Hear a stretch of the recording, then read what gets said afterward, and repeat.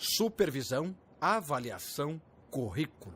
Com a ajuda de um triângulo equilátero, represento as principais ferramentas usadas pelo Estado para observar a escola.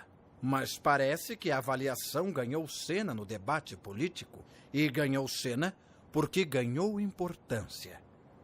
Nosso triângulo mudou. Ah, um triângulo escaleno? Por quê, hein? O sábio Charlie Brown. Quem? Charlie Brown, o dono do Snoopy. Pois bem, Charlie Brown também não se conforma com essa história do resultado de suas notas ocupar sempre um lugar tão importante.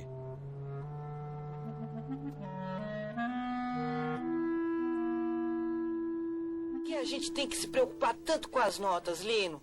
Bom, acho que o propósito de ir à escola é tirar notas boas. Então, quando você entra no colegial, onde o propósito é estudar bastante, você tira notas boas e entra para a faculdade. E o propósito de ir à faculdade é tirar boas notas para poder fazer a pós-graduação.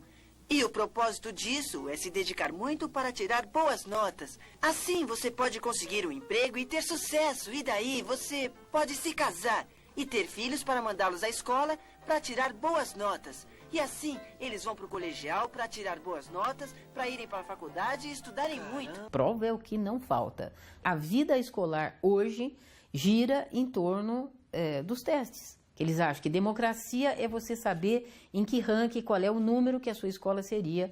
Tá certo? Isso é o democrático. Na minha opinião, exatamente contra a democracia. Contra a democracia? O que você acha? Ah, polêmico. Bastante polêmico. Democratizemos a informação. Para tanto, ao passado recente da educação no Brasil. Agora, com a palavra, professora Flávia Verli. O que nós temos visto aqui no Brasil? Uma avaliação externa que vem se consolidando ao longo do tempo, que começa no final dos anos 80, que se fortalece em 1995, quando entram recursos do Banco Mundial e quando não é mais a própria administração dos sistemas de ensino que procede a realização da avaliação, mas isso é terceirizado para firmas que são firmas especializadas, né, em avaliação. E a partir de 95 continua esse processo de avaliação em larga escala, e eu estou aqui me referindo ao SAEB, que avalia alunos de quarta série, agora com essa mudança, não é, do ensino fundamental de 9 anos já é quinto ano e nono ano, e ensino fundamental. Os alunos da Escola Estadual Professora Adalgisa Moreira, na Zona Leste de São Paulo, foram pegos de surpresa. Nesta semana, aqui e em outras 7.000 do país, tem prova. Esta é a maior avaliação da educação básica já feita no país. Estão sendo avaliados 360.000 alunos de escolas públicas e particulares. Ele avalia língua portuguesa e matemática, mas neste período que eu estou me referindo, ele faz uma avaliação no sentido de ver o perfil geral dos alunos. O perfil dos alunos num estado, considerando escolas particulares, escolas públicas, considerando zona rural e zona urbana, mas ele não chega ao detalhe da avaliação da instituição escolar, não é? Da avaliação do sistema municipal de ensino, especificamente. Ele fica com dados gerais. Em 2005, ao lado desse sistema de avaliação da educação básica, é introduzida a Prova Brasil, que tem uma outra característica, desenvolve uma outra metodologia, continua avaliando português e matemática, ou melhor, leitura e solução de problemas, mas os resultados da Prova Brasil conseguem informar como está o rendimento escolar nesses dois componentes no âmbito da escola e no âmbito da rede municipal. E com isto se modifica o panorama da avaliação, porque ela chega até a escola. E aí ela é articulada com os dados do censo escolar. E este dado é articulado junto com os dados de rendimento obtido pela Prova Brasil.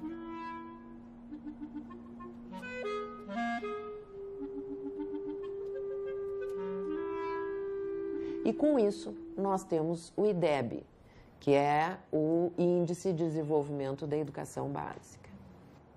A questão que hoje nos recorta a todos nós é o processo que estamos entrando, já estamos dentro no Brasil, de que as provas nacionais, elas definem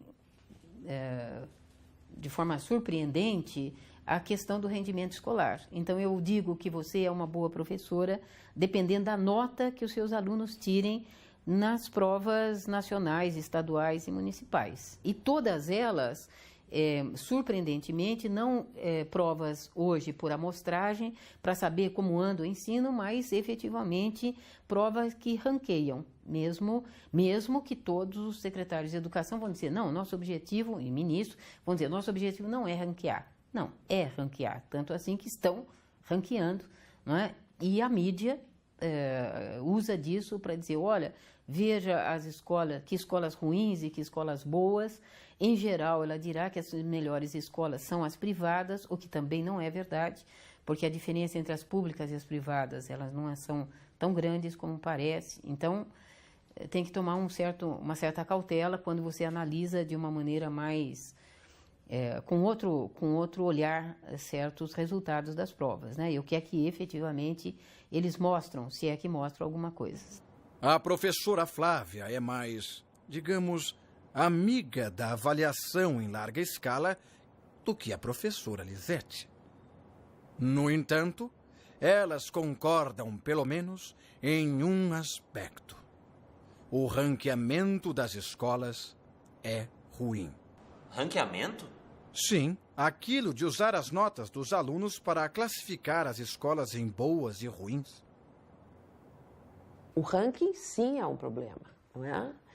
Até porque ele não... este valor que o IDEB mostra, ele não está acompanhado da descrição do contexto correspondente a este valor. Um contexto que muitas vezes é de professores que não param naquela escola. E por que não param? Porque aquela escola absolutamente é esquecida do governo. Né? Porque aquela escola é a escola preferida em termos de violência. Né? Enfim, por N problemas que podem acontecer. Essa avaliação não ajuda a escola se a escola simplesmente recebe a avaliação, diz, bom, eu estou melhor que a média do estado. Ou eu estou melhor que a média do meu município. Ótimo. A qualidade do ensino varia tanto entre as regiões que um aluno da 8ª série do 1º grau no Maranhão tem um nível igual a um aluno da 4ª série do Distrito Federal. Quando são publicados esses resultados, eu costumo, já por tradição, visitar as chamadas 5 piores escolas. Há um abatimento de professores e alunos, né? Pensar assim, olha, puxa, amanhã eu tenho que levantar 6 horas da manhã, 5 horas da manhã para ir para uma das piores escolas do estado de São Paulo, do Brasil e etc. Então, essa informação não adianta nada, né? Ela não é boa para ninguém, ela não faz a escola melhorar, tá certo? E nem leva a um processo de dedicação maior, de estímulo realmente para você falar, olha, que tal, pode ser diferente? Voltemos à analogia do triângulo escaleno. Não bastasse o dito desequilíbrio entre avaliação, currículo e supervisão, os rankings alargam o lado da avaliação. Com a palavra agora, professor Vitor Paro, ainda mais crítico ao sistema de avaliação. A educação está sempre preocupada em números a respeito e que não levam a nada. E isso é que estrutura a nossa educação. Você vê as pessoas preocupadas em que as crianças da escola saiam tendo uma concepção mais positiva da política, da democracia. Você vê preocupado em que as crianças saibam consumir melhor arte, filosofia? Não. Estão preocupados em que as crianças respondam os benditos Saeb, Saresp, pronto, acabou.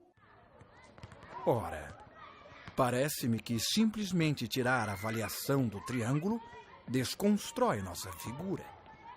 Triângulo que nos ajuda a entender como o Estado se organiza para avaliar as escolas e garantir o cumprimento das leis da educação.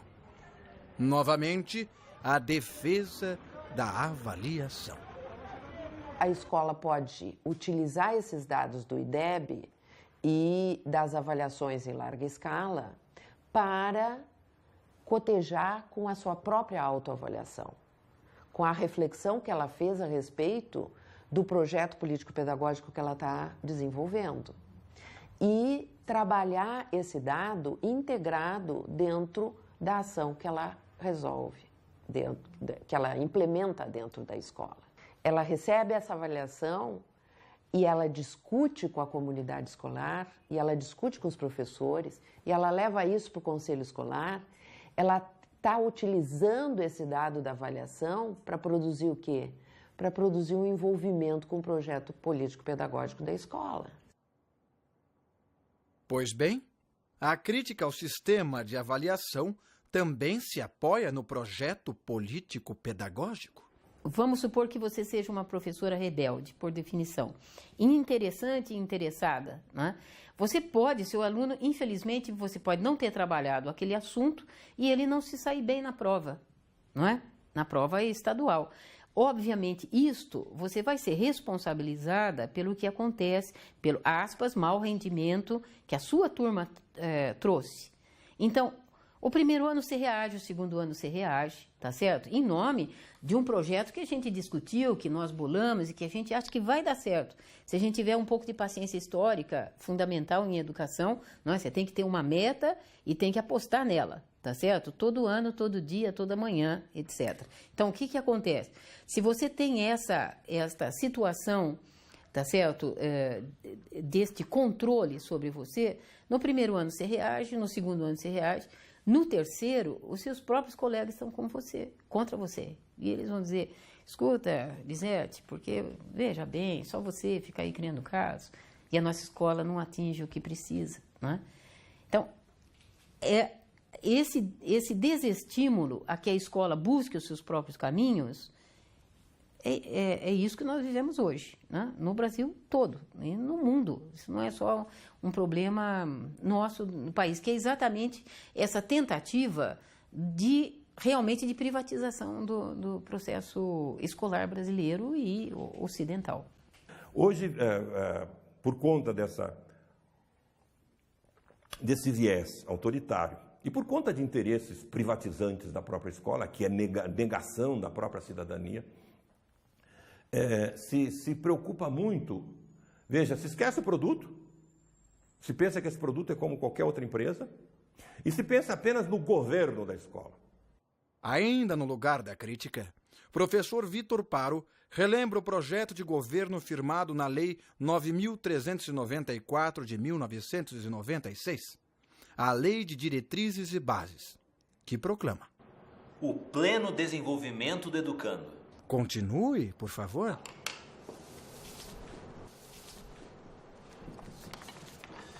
Quando se trata de averiguar em que medida esta finalidade está sendo cumprida, o pleno desenvolvimento do educando, só se avalia, e muito precariamente, a aquisição de conhecimentos. O bom desempenho dos educandos nos testes não assegura que o aprendizado se deu de fato, mas apenas que, no momento da prova, o respondente tinha a informação na memória. No entanto, a defesa sustenta que a avaliação chega até a escola e pode fazê-la refletir sobre seus resultados e pensar nas próximas ações. A partir desta avaliação externa, a escola continua se desenvolvendo, ou seja, a escola continua fazendo a reflexão a respeito do seu próprio trabalho. Voilà! A avaliação como meio e não como fim. Nisso, os da defesa e os do ataque também concordam.